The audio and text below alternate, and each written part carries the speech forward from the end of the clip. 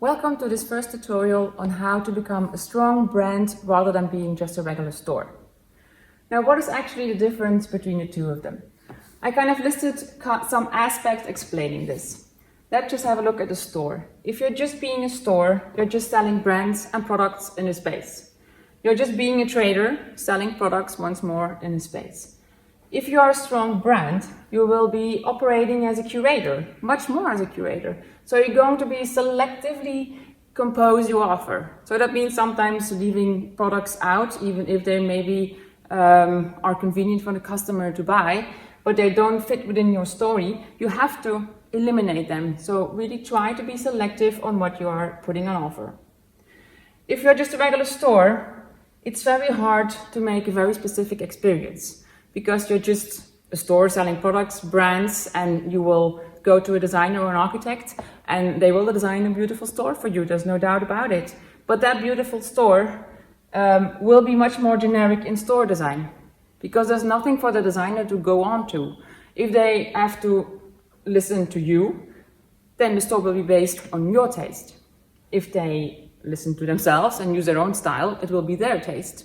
But what about the customer? It's the customer who is central today. So if you're being a curator and you have your brand values, you really can have a brand experience going on from your brand values.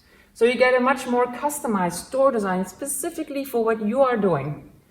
And it will be based on your brand values. So that's kind of the difference between the two of them. But how do we do that? So this is our holy trinity. You really have to know who you are, what you want to look like, and for who are you there. Defining who you are is actually just as unique as having your own thumbprint. So you really have to think of brand values that are really specific. So go away from being cozy, family-like, we offer quality, we are close to the customer, because that's generic. I mean, all retailers actually are trying to do that. So you really have to move away from these generic elements and go to much more specific elements. For example, but we are really into detail, so our products are really nice, really qualitative, and our store design is also really nicely into detail, nice materials. So you really go much more specific, much more into depth in defining who you are. What do you want to look like? It's kind of linked to the first step, who you are. If you know who you are, then you can make choices in what you want to look like. You're going to translate, or you're going to ask the designer to translate your brand values into a store design. And that store design will be translated via colors, materials, forms, shapes, everything that is in this physical space to kind of determine what the customer will perceive when they come into the store. Third aspect, and of course a very important one, is the target group. Really define who your target group is. And I know it's very easy to think that you are there for everybody. But today it's not possible anymore. Because then you will be faceless again. You will be in a gray area trying to be there for everybody, but you can't. To give an example, a bakery or a butchery, for example, I think it's very easy to think that you're there for everybody, because indeed, kind of everybody is coming there, female, male, the age doesn't matter, you kind of have everybody in there, doesn't matter where they're coming from, where they live, which is true if you look at it from that point. But if you look at it from the other point and you think, but wait a minute, not everybody is visiting a butchery or a bakery. A lot of people just go to the supermarket and prioritize to do their shopping over there. So who is it then that is visiting you as a butcher or bakery and who is not coming and is going to the supermarket? So try to make that target group to define it as specific as possible, because only then you also can make your store design appealing to that specific target group. It's not easy to do this exercise, so that's why we actually developed a tool you can find on the retaildesignlab.be website to help you to go through these steps. So just let me go through the design brief tool to help you to make your own brand. You can find the design brief tool on our website, retaildesignlab.be. Choose for English, go to tools, and then you can find retailer tools and the design brief just right here. You can download it yourself and fill it in, of course, also by yourself. Have a look. Here you can see that we really based it on the Holy Trinity as mentioned before. So we start with a target group.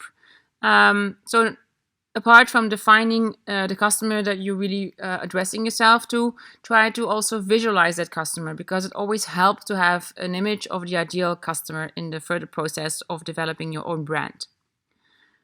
Also think about what the customer drives to come to you. So why would they come to your store rather than another store? So really try to define that, because if you can't, you're actually more in a gray zone and you're just being more regular.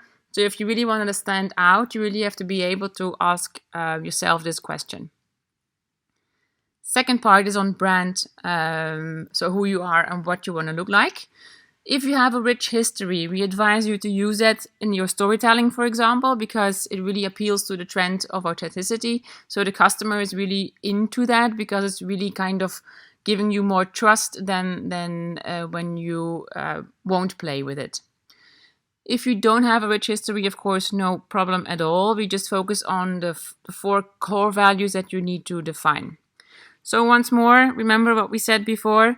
Really try to choose specific core values rather than generic ones that appeal to many retailers, but really choose very specific ones for yourself that are really unique and define you as a brand.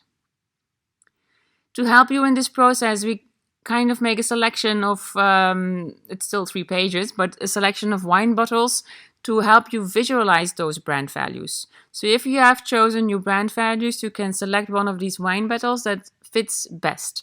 Because again, visualization really helps in the further development of the brand value process. A question relating to a previous one, asking what the customer's reason is to visit you, is actually this one, going much more into deep about if you disappear maybe for one or another reason in the following years, what hole would you leave? What would they miss if you were not there anymore? So again, this needs to be very specific. If the answer is, well, then the neighborhood store, they will miss the neighborhood store. That's not specific enough. That's just because you're there in a specific location. So make sure that the reason why you're there is not just being the location or your product offer, but really make it specific relating to your brand values. It's also good to think of the following years. So what you will be doing the following years, what are your ambitions, to kind of describe them also. Then the third part is about the service and the product offer. So you can choose here if you are product oriented or if you are service oriented, you have to go a bit below. So let's focus first on the product oriented. Think of which products form your core assortment, because of course they deserve the best place in your store. And then also think about your secondary range, what these products are, and again, be selective and make sure that all the products fit within your brand story. Think about additional services you might offer, because this might be the reason why customers come to you rather than another store, is of the reason that you are offering services. If you do that, think about how can you visualize them, because just having them is not enough. The customer needs to know that you're having these services. So make sure that you ask your designer or the team you're working with to think of how they can visualize the fact that you are offering these services.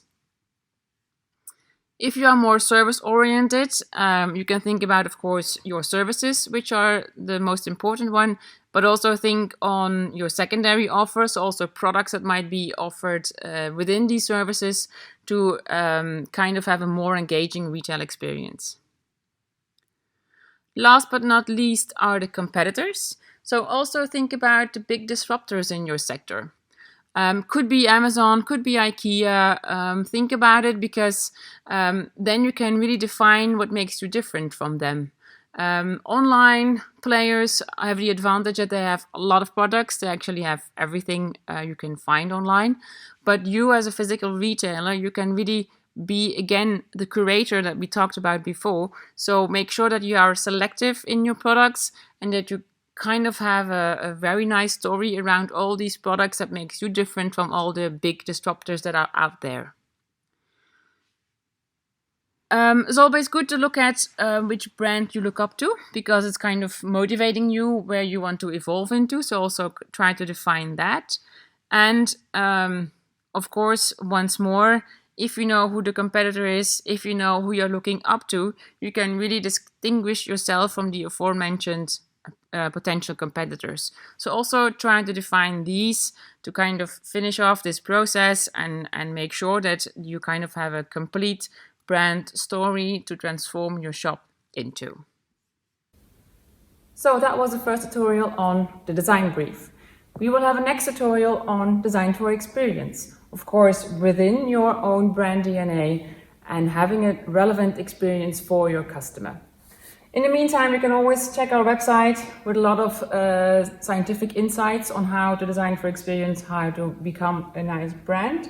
You can follow us on Facebook to get new insights, new store designs that we post, or you can of course have a license on our YouTube channel and keep on following the tutorials.